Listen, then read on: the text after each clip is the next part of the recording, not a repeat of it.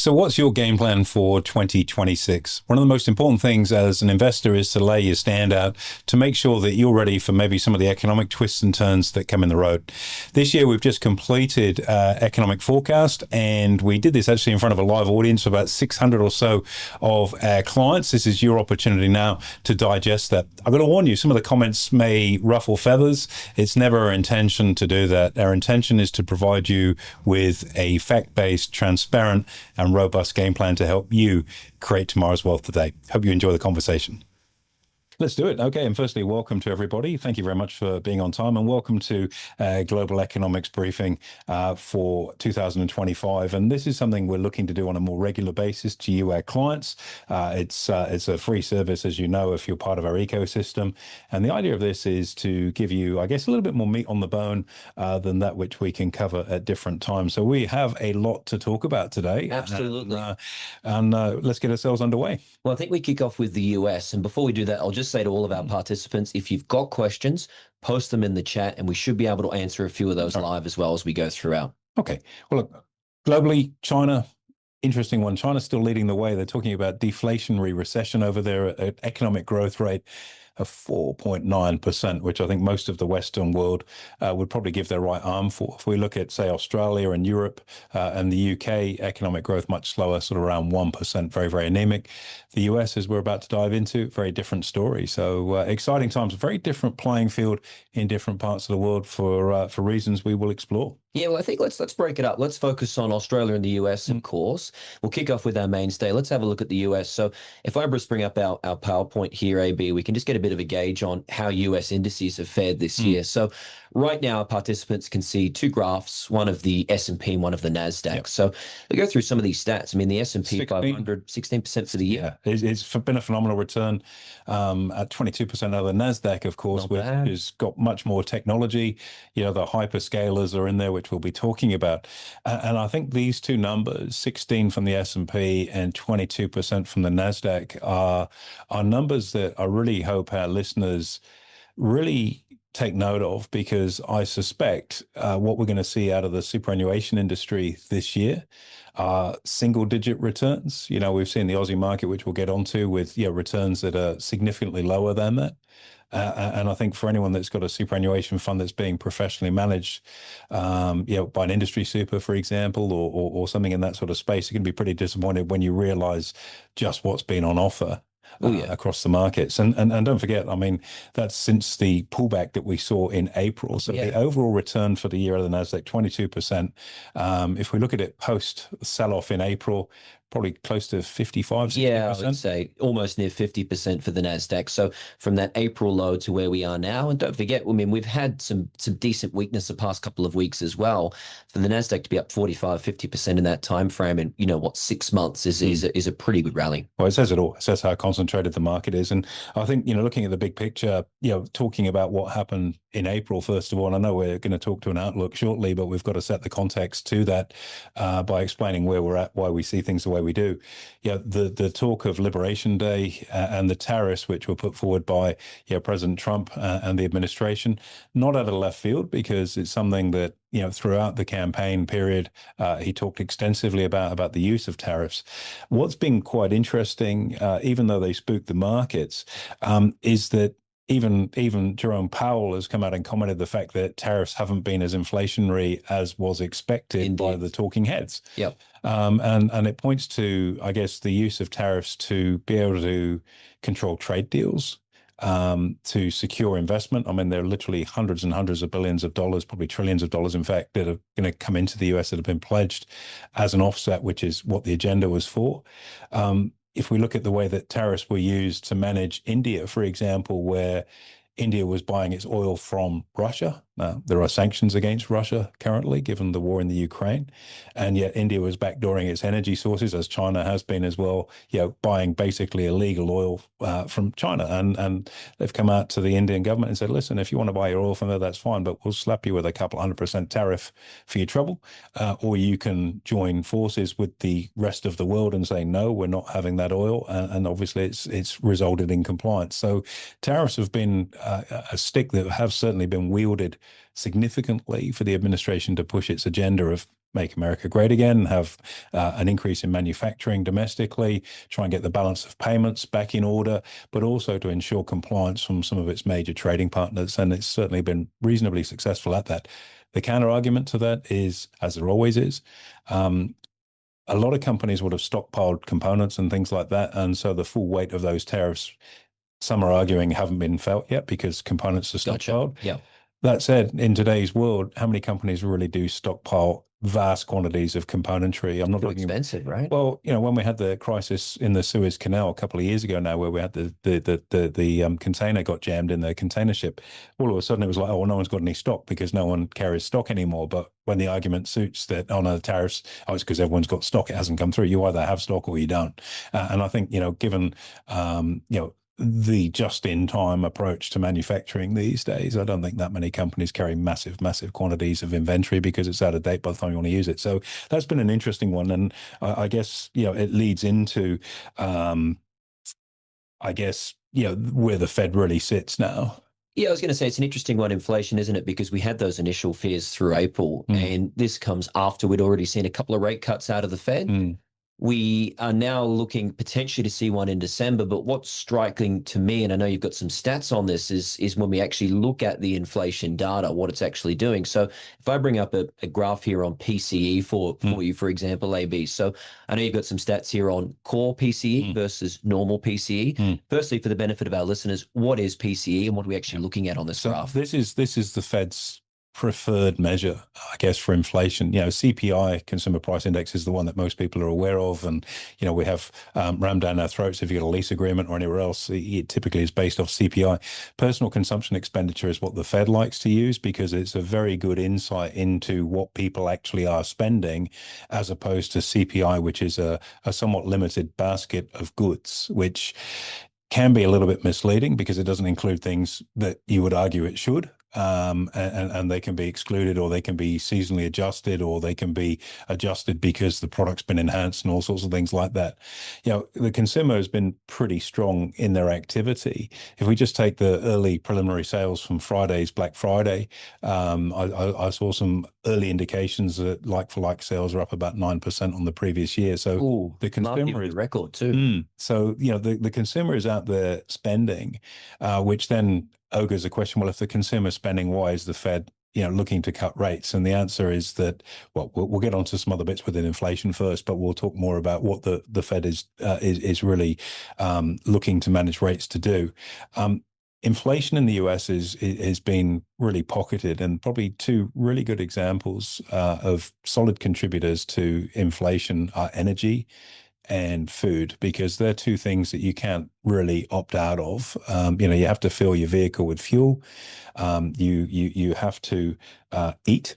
And so these are two really significant factors. What we've seen, and we'll get on and talk about energy policy in the US as we go on, but with energy prices coming down, particularly petrol price or oil prices, crude oil prices, 3-year low, that disinflationary impact is there. And I think we're going to see some other factors in the background we'll get onto in a moment that influence that. Food has been a massive one, and beef in particular. And if we just zone in on beef, because the United States is the 4th largest consumer of beef. I bet most people don't know who the number one consumer of beef. Number one. Number one on a per capita basis for beef consumption, Tonga.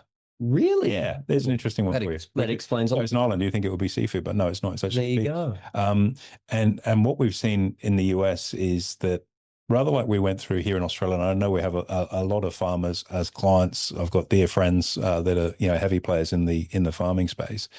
The US has gone through a drought, rather like we did in Australia, a dozen or so years ago. And during drought conditions, farmers are faced with a choice. Your animals will die effectively under those conditions, or you can cull your herd or manage it in a very different way. And what we saw were farmers reducing herd sizes over in the US. Now, the flip side to that, just like we've seen here in Australia, is that if you are a farmer, you've got a choice of selling the calf or your breed stock. Now, if you sell the breed stock, you've got no new calves coming through and no new supply, constrained supply to an extent. If you sell the calf, you've got a gap in the market where prices spike up immediately. So when you reduce herd sizes because weather conditions have been such that you need to, that means that there's less beef coming to market. And if there's less beef coming to market and you've got a nation of people that want to buy it and eat it, then drive prices are going to go higher. higher. And it's been a pretty big contributor actually on. So just a question for you here. What are we looking at? We've got this picture here Mm. of what looks like a feedlot. I know you've picked this one out. So talk us through what that is here. Yeah, look, I mean, feedlots in the US, it's really quite extraordinary. I've driven from El Paso up to Amarillo, you go through sort of White Sands Missile Base and Roswell if you're a UFO You've been everywhere in the US at this point, haven't you? And there's a road that goes up. It goes through a place called Clovis and then Hereford and goes into Amarillo, and it really is the panhandle, the heart of beef farming there. And these feedlots, which are what you can see here, are massive. So those black circles and squares that you can see are cattle feedlots. You can smell them from probably 10 miles away. The odor is pretty huge when you look at it like that. Yeah, crazy. And to drive past it is probably 5 miles of it. So they're right on a railway line. The train stops, drops the grain to feed it. They feed them up, and then they move them out. So whilst that activity looks huge, you're actually seeing, and we'll get on and talk about the labor market in a moment. But you're seeing companies like Tyson Foods or those really big players in the meat space actually laying staff off because they don't have enough cattle to put through the processing. So that has been I don't know, we're sort of drawing in on one thing here, but that's been a big inflation contributor. You look at cars, first time ever, the average car price in the US is over $50,000, which is again extraordinary. That is extraordinary. And once again, this all comes back to inflation and then changes around monetary policy. So rate rises, rate holds, or rate cuts. If we can maybe hone in just a little bit more on say energy, for example, AB, I'll just bring up a couple of charts here on crude oil. So one you've got here is the crude oil price, which, as you mentioned, is at a 3-year low. You wouldn't think so here in Australia, by the way. We're still paying over up. $2 a litre at the Bowser, but yeah. And which obviously comes as we look at crude oil production, which you've got a couple of graphs here. So talk us through that increase you're seeing in crude production. Look, the US is pumping like Billy-O. And again, this was very clear in President Trump's election campaign that we are going to, I think the quote was pump, baby, pump. And it's rare for a politician to actually follow through on their electoral promises, but that's something that's gone on. And the flip side of that, you're seeing US energy production at an all-time high. They're producing as much as they can. There are some trade-offs to this. If you take fracking, we just spoke about Texas from a beef perspective. If we think about Texas from an energy perspective, fracking has been quite prevalent there because a lot of the assets are older and they've been quite heavily depleted. So when you use fracking technology, we listed a company in this space a number of years ago, actually, horizontal drill technology. It's incredible how it all goes together. Yeah. So what happens as you pump oil out to keep the structure and to avoid there being a sinkhole or an earthquake or some major problems geologically, you pump in water to replace where the oil was.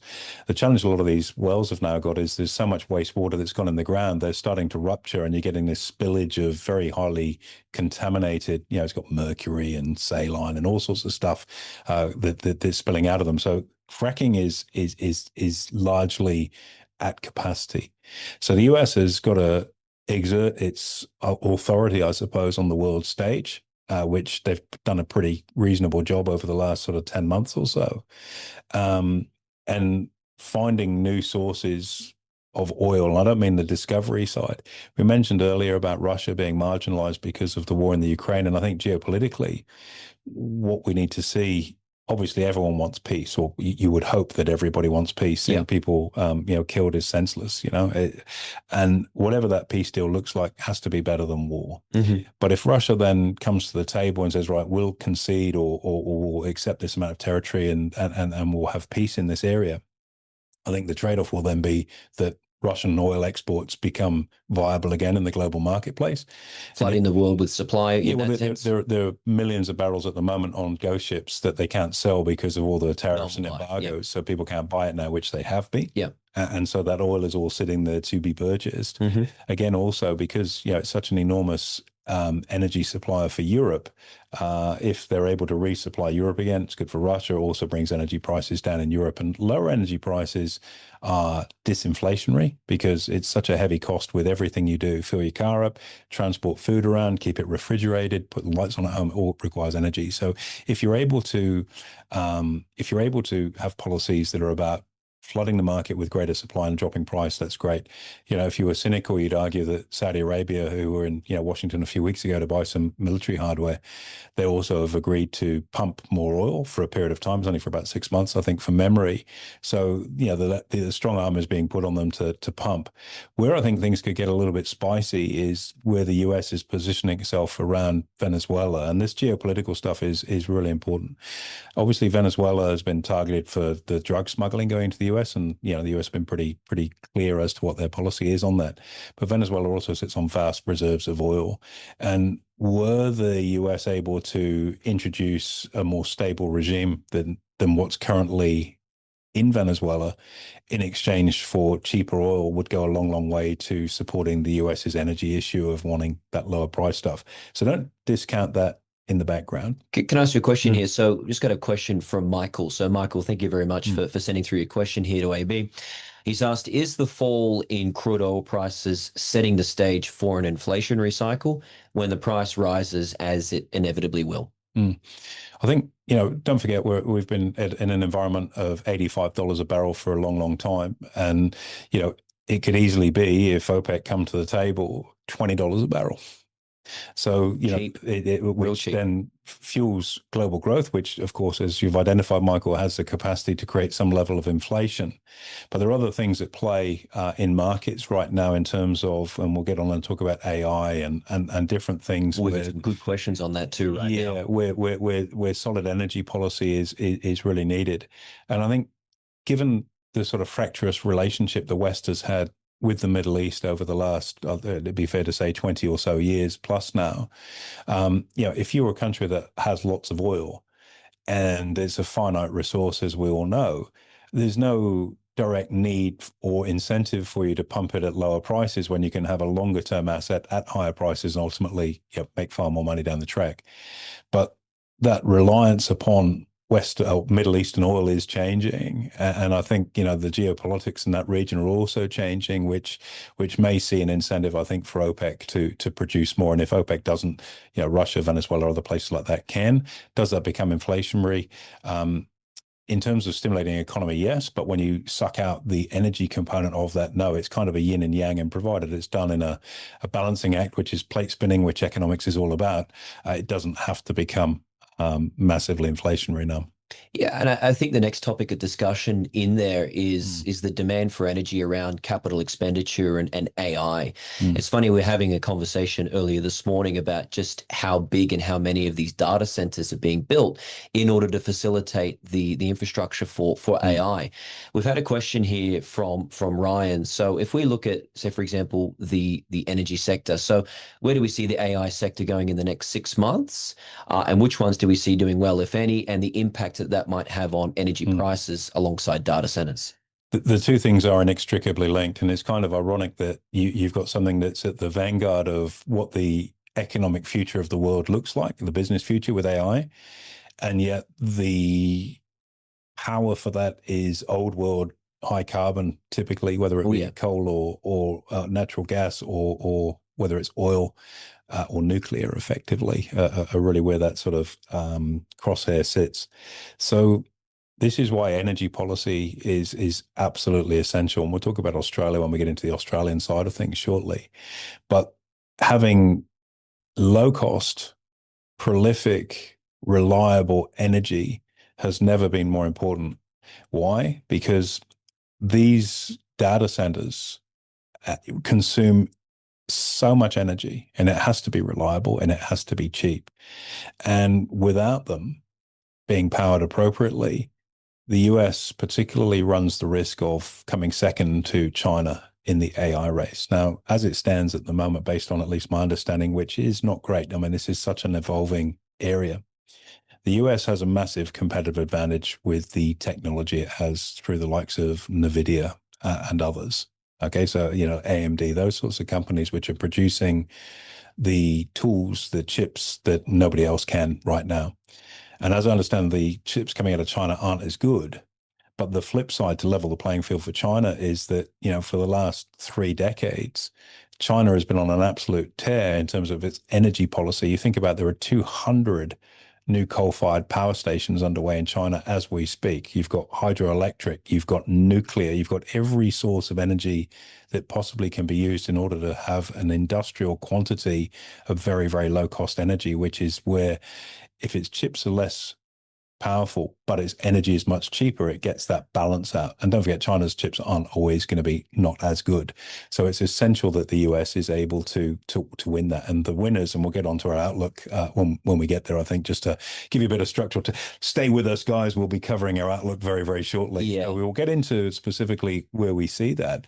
But this is why energy is such a massive thing. And, look at exports, for example, in the US, it's exporting oil, but it's also, and I think you've got some charts there. Let's bring that up, shall we? It's terms of trade, and you can see the impact that tariffs have had there already. Here's exports versus import for the benefit of our listeners here, AB. And there's a big swing because previously the imports were significantly higher and the exports were significantly lower. That is changing. And I guess that's the ramification of how tariffs have effectively been able to assist. So, tariffs have helped with the terms of trade, but energy is absolutely crucial, and it has to have that low cost source of energy. And just for the sake of covering all bases in terms of renewables, currently renewables in the US make up about 10% of the energy that's used.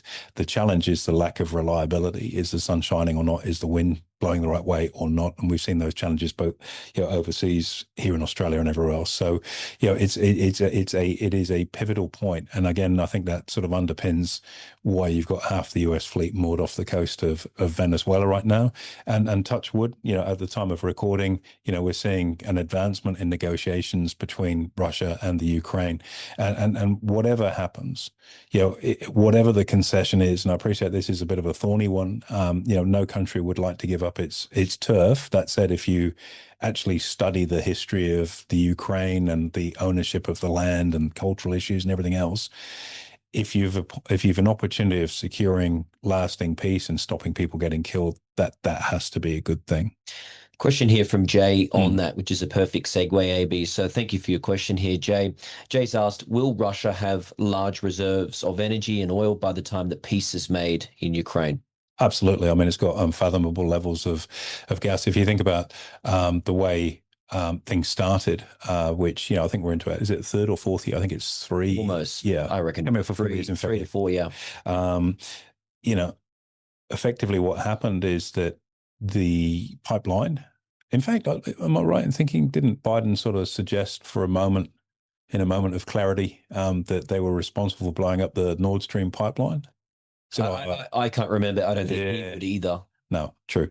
So the supply of fuel for Europe was turned off, and that's been a heavy burden for Europe to have to source its fuel from elsewhere from the cheap energy it was getting. So to answer the question, Jay, yeah, I mean Russia has a mile of proven reserves and beyond that would really assist the world. But there'll be a trade-off. Nothing's for free, right? This is politics, and people will give to get, and it'll be very, very interesting to see what sort of deal can be done. There we are. Let's move into employment. Yeah, let's go to employment. So before we do that though, we've got a couple of stats here, I think, around housing. So I know we've spoken extensively about the housing market in the US, AB. What's your take at the moment as I bring up some of the housing starts and home sales that we have there? It's challenging because there are two types of housing. Well, obviously there's more than two, but if we think about secondhand, and new. So new builds, one of the things that we've seen is a bit of a slowdown and decline in housing starts. We've just got the graph here. So you'll see a bit of a peak late last year in December, early Feb this year. And then really we've seen a pretty steady decline with August and September being particularly weak on new housing starts here. And that's unusual because it's usually driven by weather. So Northern Hemisphere winter, sort of September, October through to about March, it's normally a little bit slower because people don't build. And if you think about how inclement the weather can be, particularly in the sort of northern half of the US through the winter. So that has declined, and that is not an ideal statistic to see. We know that if you have a booming construction center, or sector of the economy, it employs a lot of people, but it also has what's called a multiplier effect. So if you build a house and you've got your trades will buy equipment, they'll buy raw materials, they might buy a new ute to move things around. They're going to stop and get a newspaper and a flavored milk and a pie on the way to work. A very, very overly simplified example. But this is why when governments want to stimulate the economy, construction typically is an area they focus on because it has a very far-reaching, about 10 times effectively. So great for economic growth. It's a 10x for economic growth, can be inflationary too. We haven't seen as much of that as people would like. And that's why, I guess, if you look at the big house builders like Lennar and D.R. Horton, other sort of companies that build new stuff. On the other side of the equation, though, second-hand homes, movement in the property market is really starting to tick up. And I think part and parcel of that has been lower interest rates, for one, and an expectation of further lower interest rates because in the US, one of the great things I think the US learned that unfortunately we didn't through the GFC is the quality of lending book. It was woeful in the US during the GFC, and I'd get onto Australia in a few moments time when we get there, try and hold myself back from weaving into it. Yeah, I'm worried. But one of the things that you started to see, and a lot of people aren't aware of this, is most of the lending for buying and buying a new home is a 30-year fixed mortgage. Now, the beauty of that is you know what your payments are going to be for the next 30 years. Better yet, the time value of money, those payments become relatively cheaper over a period of time too. Absolutely, you know, effectively in today's money, your mortgage by the time you pay it off is a quarter of what it is today. And so a lot of homeowners have been insulated from that run up in interest rates. But what it also did is quite a preventer from wanting to move, because if you're in your home that you financed 8 years ago at 0.5%, so, or let's say 1% for argument's sake, yet the money's effectively free, especially with inflation. Moving would be refinancing.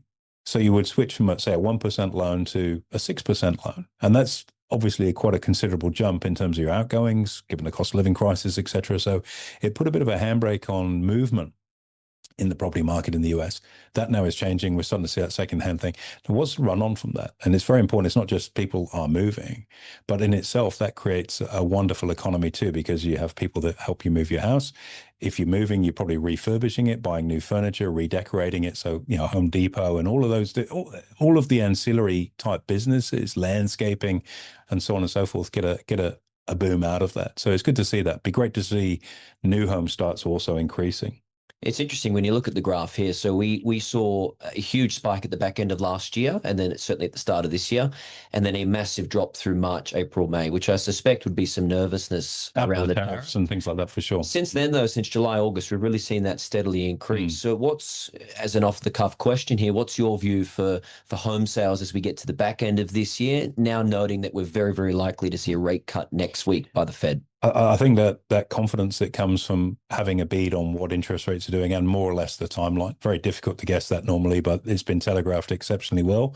We've spoken, I don't know how many times on our podcast about Jerome Powell's ability to communicate to markets his view and also the broader view of the Fed committee, because there are more than one. There's obviously more than one person that makes the decision, and they've done a great job of communicating out with markets. So I think everyone's expectation is obviously a cut in December, and as we get into our outlook, we'll be looking for a couple of cuts earlier in the year. Why earlier in the year? Well, that'll bring us nicely into my next point, which is employment. Well, let's start with that. We've got a couple of questions filtering through. So I'll collate those, and to our listeners out there, keep firing these questions through, because we want to make sure we're covering off exactly what you'd like. Please don't think we're ignoring you. Obviously, we've got stuff we want to talk about. We've got a blade spinning here. And, but we will get to them. So talk to us about employment and your view on employment, AB. Look, I think it's relatively healthy in the US. Employment is about 4.2% with unemployment. Yeah, we're not far off full employment. Which is technically full employment or thereabouts. Yeah. The trend hasn't been great. It's moved maybe the other way a little bit. Jobs growth is definitely slow. Yeah. I mean, we've been playing catch up without the data amidst the government shutdown. Yeah. But it's definitely slowing just a little bit, that labour market. I think in the environment post-COVID, the labour market was very, very tight. So people would just hire anybody at all costs to have a warm body in the seat. And I think that no hire, no fire probably stuck around for a couple of years until we've seen a bit of a stability. We've started to see, particularly in the tech sector, actually, some decent layoffs in terms of the quantity. You know, it's not like 2 jobs here or there, but tens of thousands. Is that for an efficiency purpose? I think that's partly where AI has come in. Jobs. Yeah. If you look at Twitter, I think the motivation was a little bit different. We just want people that can be objective. 80% 80% of employees, Yeah. and I think you said it's funny. They asked Musk, "Why'd you fire 80% of employees?" He said, "Well, 80% of the employees weren't really doing too much at Twitter." So There we go. More on Mr. Musk, I'm sure. It's just been a phenomenal 12 months for him. I'm oh sure the yeah, next 12 months will be too. So the employment market's been mixed. What concerns me is really at the grassroots level, and the whole process of the Rust Belt being regenerated, I guess, as part of MAGA and the movement that I guess is part of the 47 administration. And when you see blue collar jobs go, and I go back to the meat industry, Tyson Foods, as I say, they closed one of their meat processing works in Nebraska, I think it was, and they've got the guys that are in Texas on a half shift now. Instead of doing 2 shifts a day, they do one. You know, those sorts of jobs are key because they're lower skilled blue collar jobs, which are the lifeblood of any economy. You have to have those people working, otherwise you end. And they're known, unfortunately, in some instances as the working poor, where wages haven't grown in the way that they could or should. And that's somewhere we need to see things filter down to. And I don't think the answer is tax cuts, particularly. I think as you start to see some of the fruits of the tariffs come through. For example, I think CSL has got a massive build it's doing is multi-billion-dollar build in the US. You see all these different companies that are building factories. Toyota, I think, are opening 4 factories in the US. There, where those jobs will come from, they're not here now. There's a lag, and that'll be something I suspect that you might see used against the Republicans during the midterm, that you haven't created the jobs you said you would. And I think there is a lag factor when you look at new investment coming in. And just think about how long it takes to build a factory. You've got the approval process, the construction side, getting it open, and then you hire your staff. So it's quite a long process there. But that's something I think is massively important to see, that organic growth in the jobs market. Obviously, the other side with immigration, you're starting to see those cash jobs and very, very low on the totem pole type jobs moving out the door as well, which you would argue creates a demand for workforce in there. it's interesting, isn't it? And as you say, the different ends of the spectrum in the jobs market. So I got a question here Mm. from Frank, Mm. in this sense exactly. So Frank's asked, what impact will artificial intelligence have on the employment market in the US? Great question, Frank. It is. And I guess it's to be seen. There are factors at play right now that we can talk about that have had an impact on the employment market. And you look in California, for example, at the minimum wage increases for people working in the fast food industry, build to create better standard of living for younger people that work there. But in actual fact, it's worked the opposite way. You've got higher youth unemployment there as a consequence of higher minimum wages there.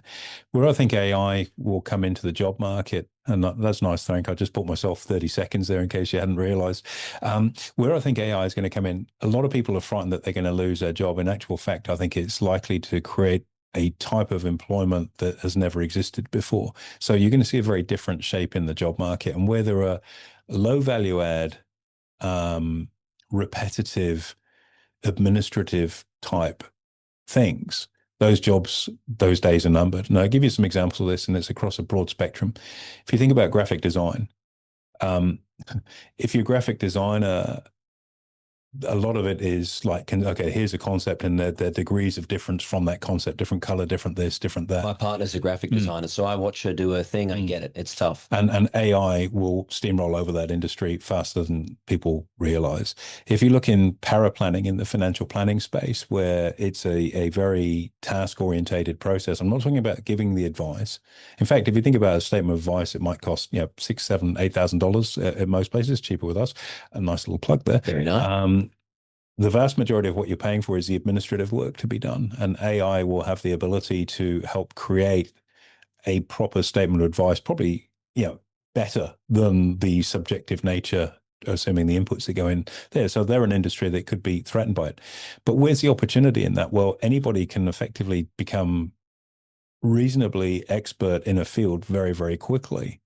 The challenge with it is garbage in, garbage out.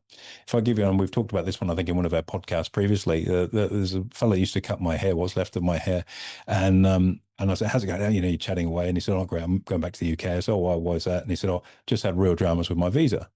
So that's no good. What happened? He said, it's just such a clunky process. And he said, so I looked into it and I've built an app. I said, well, I didn't know that you knew a lot about technology. He said, well, I don't, but there's this thing, there's this new thing that designs stuff. And I just worked out what you need to get the type of visa I came in on.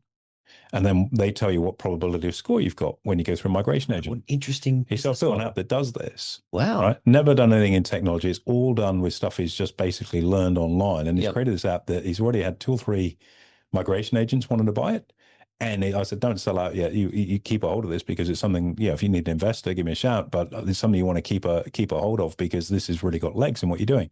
So there's an example of someone that's a barber that knows nothing about technology that's been able to use AI to create a business model. Brand new opportunity. Totally new opportunity. And we're only Huge. constrained by that which we see. And I guess, if we look at, we'll get on and talk about CapEx and so on in the AI space in a moment. If you, whatever we think about AI right now, and it's one of those things some people are fearful of, some people are embracing, I don't think we truly understand, A, what its impact is going to be, or more importantly, just how much we can harness it to enhance people's quality of lives. If you think about Uber when it first launched, people went, oh, Uber, that's going to kill the cab industry, which in all fairness is a beast that needed to be euthanized at that point because and still is a woeful service. Can I call for a cab? Yeah. When's it going to arrive? I don't know. Can I get a call on approach? Maybe. Or I can just knock something up on my app. I haven't got to worry about having cash or somebody swiping my credit card, which has happened to me previously. It's all done nice and easy. Uber came along and it created an ability for people to create more income from themselves on a flexible basis in a good business that provides a service. Yet when it was launched, it was, oh, don't know about that.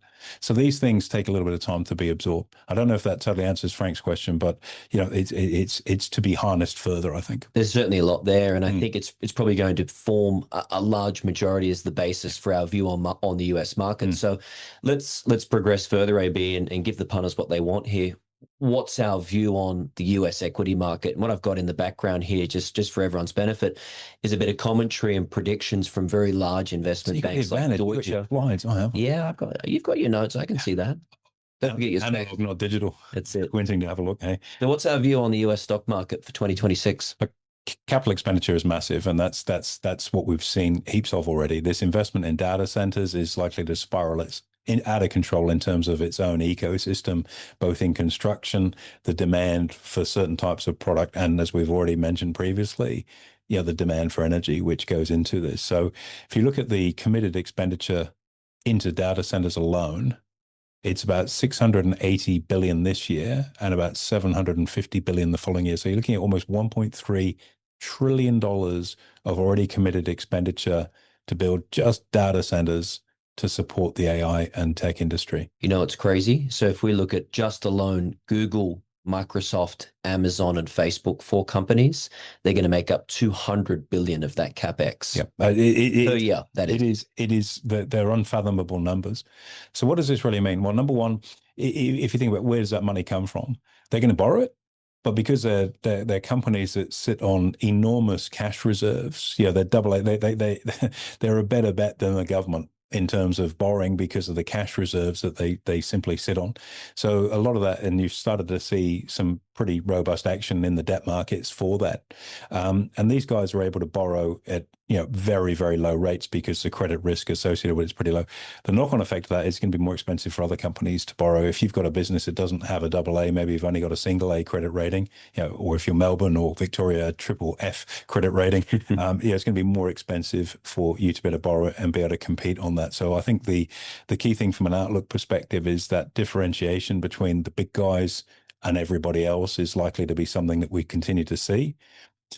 I don't particularly like that, not from an efficacy perspective, but when you get narrow breadth in the market where, it's being led by a much, much smaller group of companies, it's a bit of a wobbly platform. You want a thriving economy across most sectors to give you that really robust one. You look CSL, what I've just got some notes here, 2.3 billion they're putting into a factory, 70 billion from Pfizer committed to being into the US now. So that's going to create a lot of job opportunities, particularly in that blue collar construction space, which is something that's really important. So lower interest rates will make it a lot easier for companies to borrow, build, and continue to grow. Yep. But that breadth is likely to be very, very narrow. That magnificent seven, it's hard to see what's going to to really derail that right now. And look, we could have geopolitical events. China and Taiwan is a massive, massive risk, and that's just the heat knob on that has just turned up a little bit. So just as we've seen the Middle East sort itself out, and just as hopefully, touch wood, we see the Russia-Ukraine situation work towards a conclusion, whatever that might look like. Now, Taiwan and China, the heat's just been turned up a wee bit there. I think, with the US economy growing at 2.5 to 3, maybe 3.5% if rates are cut a little more, it's a very, very strong growth base. We do want to see that jobs growth, though, across all areas, particularly in that bluer collar type employment. We've got earnings growth coming out of our ears. I mean, we've just had a bumper year for earnings growth. Well, JP Morgan's expecting between 13 and 15% earnings growth over the next 2 years for the S&P, which is huge. That's massive. When you consider the average is typically around about 10. Yeah, it's well past that. I think Morgan Stanley are thinking closer to 17% earnings growth in terms of where the big guys see this going. Yep. So the earnings growth is there, and it's hard to say that they're driving valuations because PEs and things like that aren't that effective in the tech sector. How do you value Nvidia or Planetaire or any of these companies based on a PE? You can't do it. But the earnings growth is there, and as a consequence, I think an expectation for the S&P, I think 7,800. Is where I'd see it this time next year, probably more. It's funny you say Morgan Stanley, they sit about the same, 7,800 points for the S&P. Deutsche Bank slightly higher at 8,000. Goldman Sachs is not far off there. So we're looking at the big boys coming to the table here with some very, very bullish predictions for US stock markets. The Magnificent Seven is where the game is at, and that narrowing in. And I appreciate, we all want to look at a thriving stock market across the board. That said, I'd still be looking at utilities and energy companies, particularly within there. And also, we've started to see that big spike that we saw, 9% growth on Black Friday sales on a strong year last year. Maybe we might start to see that recovery and resurgence within the consumer spending sector. And consumer spending is such an enormous chunk of the US economy. That's more grassroots stuff. More people buying, not just online, but out and about, gets people back into shopping centers and consumer activity. Lower rates runs a risk of being a little inflationary too. So the Fed do have a tightrope to walk to keep employment at the right level, to keep inflation under control. And the big mitigator for inflation, I'll just circle back to it one more time. If you've got a stronger economy, it's inflationary, but if you've got lower energy costs, it's not. So that energy policy has to be the absolute key to just walking that tightrope between an overheated economy and all too cold. Very nice analysis there, AB. I think there's a lot to take in, but the way it's been simplified and with the data and the evidence is a no-brainer. Let's switch gears now, and I'm going to be mindful of the weaves that might be coming here, but what about Australia, if we can change? That was a good 45-minute session on the US. So we'll keep this one shorter just for the sake of everyone's sanity. Just for everyone's sanity, and ours included in that. So let's take a look here in Australia, and I think probably the biggest topic at most people's minds is how the labor market and productivity are going hand in hand, or maybe not. What are your thoughts? Shambles. Okay, so just before we go into it, let's look at the ASX 200 before we go any further. So I've got a graph here on the screen. 4 or 5, something like that. About 5% year to date for the ASX 200. So positive year. I can hear the excuses coming from the super industry as we speak. Oh, yeah. It's been a tough year, mixed year for markets. Outlook remains uncertain. And as a consequence, didn't even keep up with inflation. That's it. And look, bearing in mind, this is after a pretty solid pullback. The last couple of weeks, we haven't seen the recovery like what we've seen in the NASDAQ. No. But more economically based, let's take a look here at productivity and growth. So first graph we've got here is labor productivity growth, which appears to be on a pretty strong downward spiral. Talk us through it. But productivity is a major problem here in Australia. And to be fair, it is across the Western world. But we're in a situation where we've got a less and less productive labor force than what we need. We've had wage growth without productivity growth. And the wage growth, you could argue, well, people need to live. So you could have higher wages in order for people to live and maintain a quality of life. But in order to give wage growth, you need to produce more. And if you don't have that, you can end up with the chart that you've got right in front of you there, which is a negative productivity growth. Add into that, you've got more unionization. There's been a growth in the union movement, unsurprising, of course, under a Labor government, where, if you look at the conduct of the CFMEU, just as one example of that, is it making it more efficient to build a house or a high rise or an office complex? No, it's slowing it all down. The notion of workers' rights For anyone that is a little more left-leaning, the Fair Work Act is designed to be able to protect, preserve, and legislate for workers' rights. You don't need a union in addition to that in order to do it. So that's a real problem.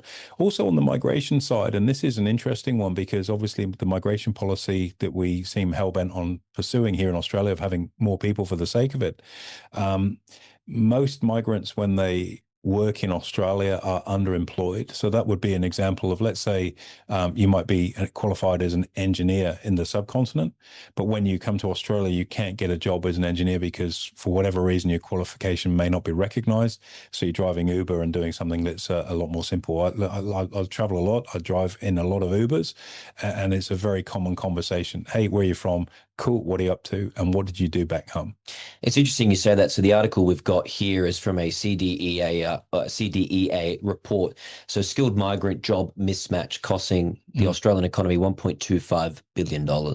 I'd say it's a big costing cost. significantly more than that. Crazy. Underemployment is tragic because how demotivating is that for you? Whereby if you move to a new country, whatever you had going for you. So say, for example, you were a chartered accountant where you were elsewhere in the world, and you come to Australia and you've got to work as a bookkeeper, even though you're a chartered accountant, or you're going to be an associate because you, for whatever reason, there's not been a recognition of the qualification you have, which, to be fair, in many instances, is probably going to be a little bit more vigorous than some of the qualifications here in Australia.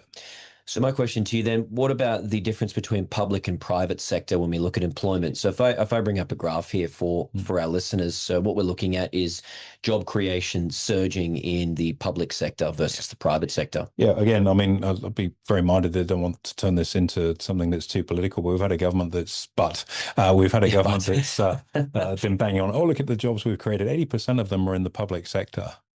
That's not job creation, that's a cost. Let's just be really clear on that. If you don't work in the private sector, you're providing a service at the behest of the taxpayer. That's the reality of it. Gosh. Interesting enough, by the way, the wage growth in the public sector is about 30% stronger than what it is in the private sector. Really? So not only more jobs in the public sector, Must but be the more. cost of those jobs is increasing all the way through. And we have to get back to focusing on productivity. I'll give you one stat. If you take construction, because we're a country that's obsessed, and I'm sure we'll talk about property in a few moments' time. The average time taken to build a house in Australia pre-COVID was about 9 months. Now it's 14 months. Yeah, let's see if we can find a stat here. So we've got a bit of an excerpt. So yes, it takes significantly longer to build a house in Australia now compared to the past. Build times for detached houses in particular. And the reason being is that we're seeing factors like labor shortages, supply chain disruptions, and complex regulations. Add unions into that too. Add unions into that too. So, that's the reality of the situation. We need a more efficient space just in housing. That's a good example of that. So, moving on. I mean, the next thing which is, problematic for us here in Australia is social security spending. Yes, absolutely. So we've got some stats here on the NDIS. Talk us through the taxpayer sinkhole as the Financial Review has it listed as. Look, I mean, the chart speaks for itself. I mean, it's just a runaway train that needs to be reined in, and if you look at the volume of people, and it's interesting if you take Australia, and I remember when I moved here, coming up for 26 years ago now, I always described it as being this blend between the US and the UK. So you had a lot of the British values, parliamentary system, and all of that sort of stuff, but you had a lot of the entrepreneurship of the US. So it was a really nice little blend. What we're increasingly seeing is that swing towards what's been going on in the UK, which is more and more toward, social security blowout spending, and then the compromise in making the business community suffer as a consequence of that, by more regulation, slower, bigger tax collect, all of those different things there. So NDIS is something that absolutely has to be reined in, and the view that I guess we need, which goes back to other countries around the world where they have stronger productivity, is that yes, you need to have a welfare system. People do need to have a safety net when they need it, but it shouldn't be an alternate to working. Absolutely. And the graphs you're seeing here on the slideshow, there's a couple here. So average payments made to participants has slowly been increasing the last few years. We know that. What really jumps out at me, though, is the expectation that by 2030, we're expecting 800,000 participants in Australia to be receiving benefits from the NDIS, which outpaces any estimate that we've seen. And you look at the hard numbers in terms of the spending, which is as per the graph right here in front of our listeners, it's going to be out of control. And someone will have to pay for it. And that's the reality. Taxpayers, right? Yeah, it's something that needs reining in significantly. And again, if you need help, it needs to be there for you. But there's no question about it. Rather like the social security system in the UK, it's also open to significant abuse. So be draconian. If someone is found to be defrauding it, just whack them in jail. Not that we're like putting people in jail anymore, but that's it. Make really harsh penalties that stop people from doing it. So, question here from Carl. Carl, thanks for sending that through. So, with respect to employment, we've spoken about productivity, labor market, and then social security.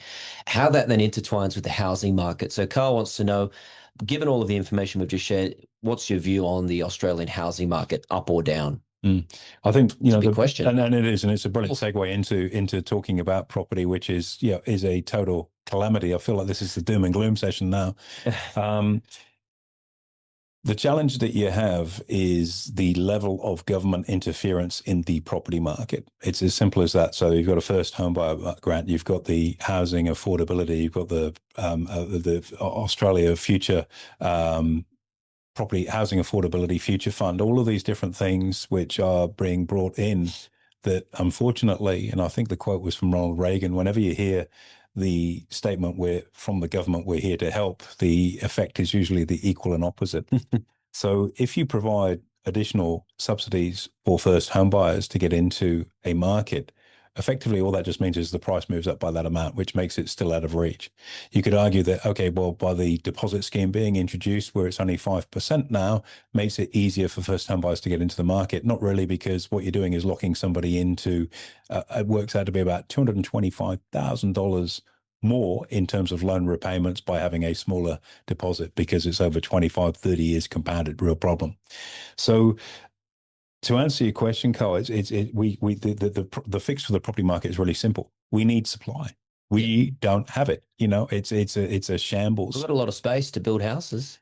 We do, and we've got people that want to build them. And for what it's worth, if we're talking about an outlook, without making getting on the hustings box, with our migration policy, why wouldn't you, if you've got a chronic shortage of people in the construction sector, say, okay, we're accepting migration, but only for people that experienced in and can only work in construction. That's the only profession that's open to you when you come here.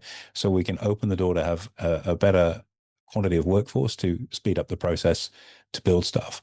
If we look at the interference within and the acronyms get to me. We did a podcast on this about 2 years ago, and it makes you want to pull your hair out when you listen to the Senate's estimates on this sort of stuff. You go, okay, here's $10 billion, go build some houses. So what you've just done is taken $10 billion and pumped it into the construction sector, which we spoke of previously. It's really a massive stimulant for the economy, which becomes inflationary, which is a further problem here right now. And that's probably 2 years in, and they haven't really built any houses yet. I believe we've acquired 347 houses was the smart ass comment that came out of one of the senators that are responsible for that. And you go, well, okay, so what is, and then I think it was Andrew Bragg asked the question. So what do you mean by acquired? So, well, acquired, does that mean you've built them or you've bought them? Because if you've bought them, you've just taken more property out of the pool. And now as a buyer, you're competing with the government for this sort of stuff. We need the ability to have lower cost housing. 3D printing is a brilliant example of where we could be building quickly affordable housing for people in a lot of different places, but there's a reluctance because of the red tape. So for those people that are earning more, unfortunately, that extra income you're earning isn't any closer to getting into the property market because it's like chasing the wind. Rent vesting is probably the answer, which we've covered in previous podcasts. Yeah, and the cost of living, I mean, let's talk about that for a moment's time if we can, AB. It's plaguing so many Australians. I might just have one more thing. Of course, yes. If I may. And that's the introduction of rent caps. Yep. So someone has come out and said, let's put rent caps on to stop rents moving up, because that will make property more affordable. If you're a landlord or a commercial builder and your ability to put your money and risk into building something that once it's built, your yield can't expand. So if the cost of finance increases, rents move higher, interest rates move higher, inflation moves higher, you can't push the rates up that you want to rent your property up because it's been capped by some unknown person in Canberra that thought it was a good idea. Rent caps don't work. You can go to the US and see that working firsthand because developers stop building because there's no commercial incentive to build, which further constrains supply. Oof, that's So a tough one. we have to increase supply. Yep. We've got 1 million new migrants coming in every year, more than that. You need accommodation for those people to add on to that which we don't have now. It's a shambles, and every time there's a stroke of the pen for new property or housing related policy coming out of Canberra, it just simply exacerbates that problem. Yep. Let's get on to cost of living before we get into our view, because we've only got a few minutes left here for our listeners. So I know you've got some stats on cost of living in Australia, and what I want to do is just bring up maybe the impact of that. So give me 2 seconds here. If I bring up what they're looking at here, our listeners, is the cost of living and that kind of impact it's having on mental health and relationships. Because let's face it, things are incredibly expensive. What's the real inflation rate here in Australia versus what they're saying it is? 9.1%. 9.1% is our real inflation rate. You better explain how we arrived at that. Yeah, because that's almost the worst in the developed world. And it feels like it too. Yep. I mean, we travel a lot, and you come back from Europe and see how it is here. It's really quite different. So inflation is a byproduct. It's not the issue. Okay. It's a byproduct. Let me explain what I mean by that. The way inflation is typically created, if you have a finite amount of stuff, let's say there are 100 units of things that you can buy, but if you increase the amount of money in the economy, people have got more money to compete to buy this 100 units of things. Now, this isn't fixed. It can grow, but it only grows quite slowly. Whereas if there's more money pouring in, so if people have more money and it's an auction system, which a free market is to buy anything, you have to compete to buy it. So prices naturally move higher. And then the side effect of that is what we call inflation. So the real issue, the challenge we all have, is how much money supply is being increased, because it's devaluing a dollar that you have today. It might only be worth 91 cents next year and 82 cents the year after, because what you would require to buy something is so much more expensive. Hopefully that sort of clarifies what we mean by this. So we look at the growth in money supply in Australia. The hose pipe is turned on to the nth degree through lots of different things, including the printing of money. So it's growing at about 9.1%. Now, what that does, it gives you a benchmark as an investor. If your money's not growing at least 9.1%, you're actually going backward. Yep. Yet the official inflation rate is, it's under control. It's 3 and a bit. We all know it's not 3 and a bit. Have a think about when your energy subsidy, which was another introduction by the government. Remember when Chris Bowen, we're going to make electricity prices and energy prices lower.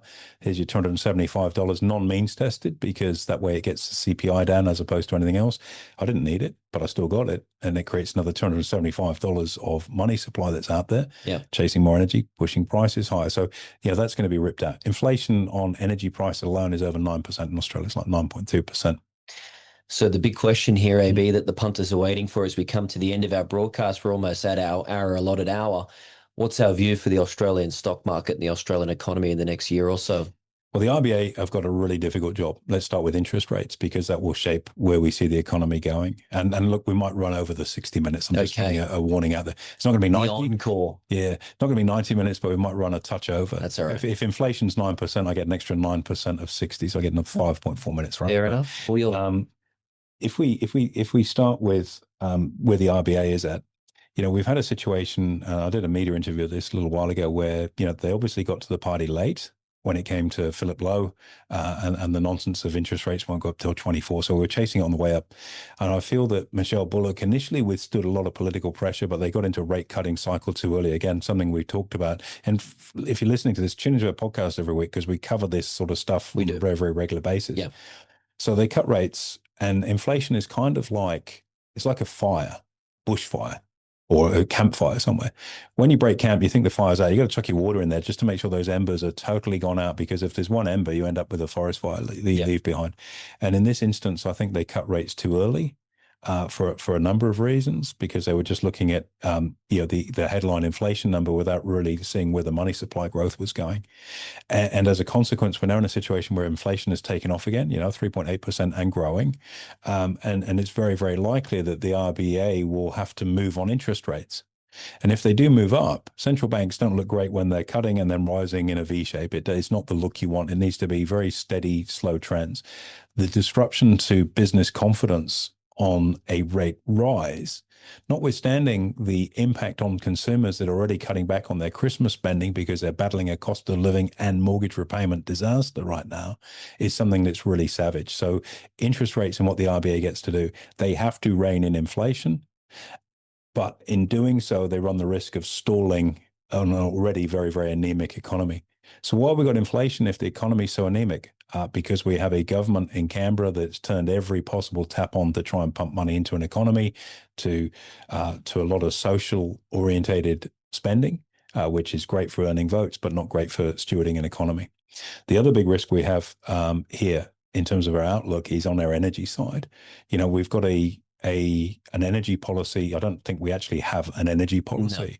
No. We've got an energy minister that's terrible, who now is dedicating less than half his time to it because he's going to be running the show globally over in Turkey for a convention over there, where businesses are left in the lurches to one of their biggest fixed costs. I had dinner not so long ago with Mark Mentha, one of the partners from Quarter Mentha, and they're doing wireless steelworks, amongst other things, in South Australia.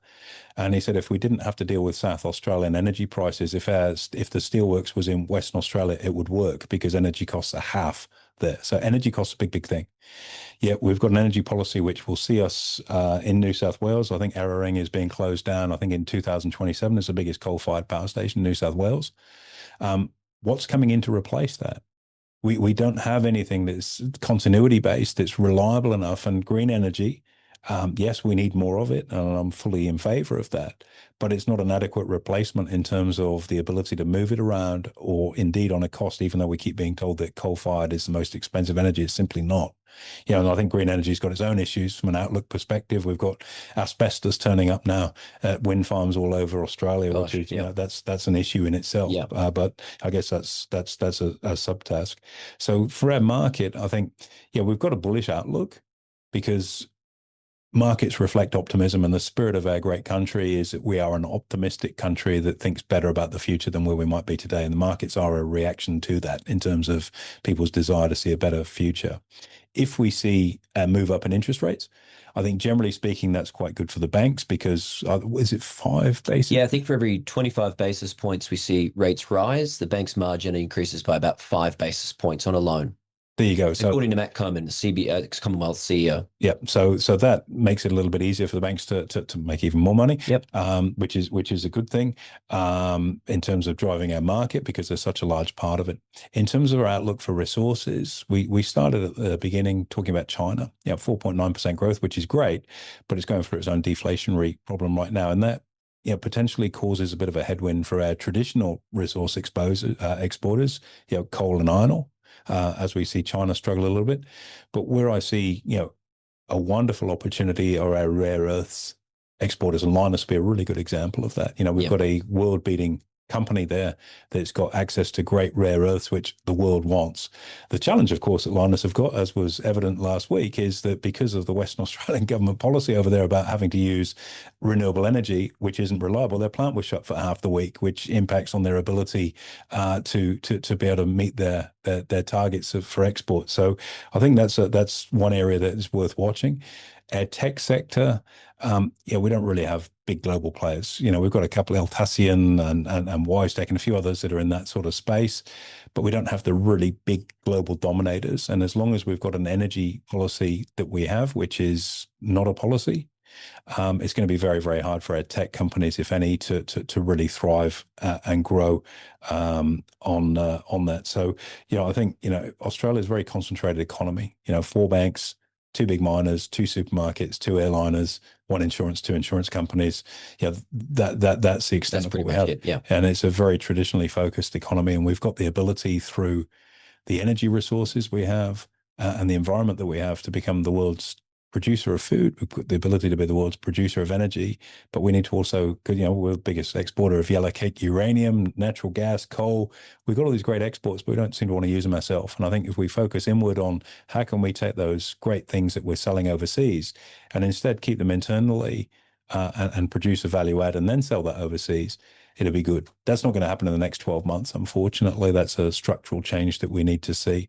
And I think cost of living pressure is going to be something, unfortunately, that we're beset with as we continue to move forward, which is a tragedy for everyday Aussies trying to get themselves ahead, which is why you've got to invest to make that money work, and getting your money working hard is key.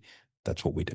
That's it. Well, AB, that is an immaculate rundown on these economies. Thank you so much. And I can see the questions, the feedback coming through from our clients. Speaking of which, if our clients wanted to give us some feedback on today's broadcast, what would you suggest? Oh, look, give us a review. We'd love doing this stuff. We eat and breathe this stuff, and I hope we've delivered to you. It's very, very hard to say, here's an hour or hour and X to talk about this and give you what we think you need that's going to help you shape up your game plan for the year ahead. So give us a review. I think there'll be a link. The guys have just got to post it in there. Louis, just put it in there, guys. Excellent. Thanks, Louis. So there's a link there. Give us a review. Let us know how you found this, whether this outlook was useful for you. We're also going to be running this again next year. We will. Not at the end of the year, but we'll be doing this one, I think, live at the Cash on Demand Bootcamp for our attendees there. So even harder, we'll be on stage. On stage as well. Another plate to spin, and we'll have a challenge. Yeah. But this is good to do it live, and I think the value in doing this for our listeners is that, we're not working off a set script here. Yes, of course, we've got some talking points, which are the big pieces of the puzzle, but this is stuff we live and breathe, and hopefully we've been able to sort of condense that down into some bite-sized chunks for you. And give us a review. Please do that. That would help us immeasurably. There's a link, as I say, the guys have put there. Take a minute now and do that. Would be good. And I don't mind if we've got if we have time for a couple of questions, we can take them. We've pretty much answered all of them that have come through, AB. There's been a few odds and sods, but I think we've covered off most bases here. Perfect. Well, there you go. There you go. We've done our job today, I think. Nice one. Nice one. Bit of pressure on. It was pressure, but that's right. I think diamonds crush under pressure, and we've done our job today. They do. Guys, this is why we like to invest globally. That's the wonderful thing with, the work we do, especially, if you look into this going, well, you don't seem overly optimistic towards the Aussie. Look, we still are. There's going to be pockets of brilliance in there, as there always is. But it's also why we love that US market too. So you've got the ability to trade both with us and off of the trading platform that we provide, which is good. But make sure you put this into play, because I really do. I can hear it coming over the hill, the excuses from the super industry as to why performance was so bad again this year. That's it. The opportunity is clear to us. So no doubt you'll see our trade recommendations on the desk reflect those. No doubt about it. And remember, you can make excuses or you can make money, but you can't do both. Great way to cap off. Thank you very much, AB, and thank you to our listeners and our joiners here today, guys. Thanks very much for joining us, guys. Cheers, guys. Thanks for having us. Great to catch up. There you have it, guys. Make sure you like, comment, subscribe. Most importantly, hit that notification button, and we'll look forward to hosting you next week.